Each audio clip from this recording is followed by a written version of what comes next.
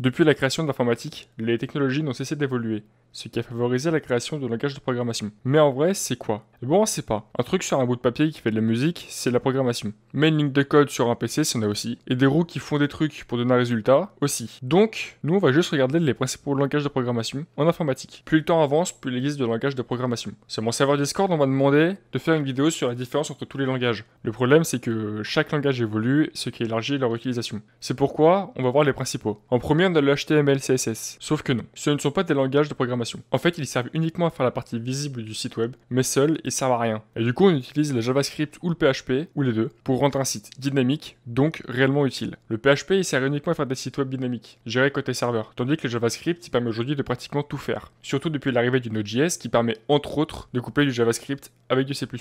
Un des plus vieux langages créés dans les années 70, ayant pour base le C. Le C, le C++ et le C# sont des langages compilés qui permettent de faire des applications compilées, comme des jeux, des logiciels ou d'utiliser son ordinateur uniquement via des scripts. D'ailleurs, le Java permet de faire la même chose, pratiquement, mais pour Android, qui est un OS utilisant en partie le Java pour ses applications. Le Java est un langage utilisé pour le jeu Minecraft, mais à la base, il permet aussi de faire des applications côté client et serveur, cross-platform. Depuis quelques années, il est utilisé pour faire des intelligences artificielles, comme le Python, qui quant à lui est utilisé notamment dans le hacking et le web server.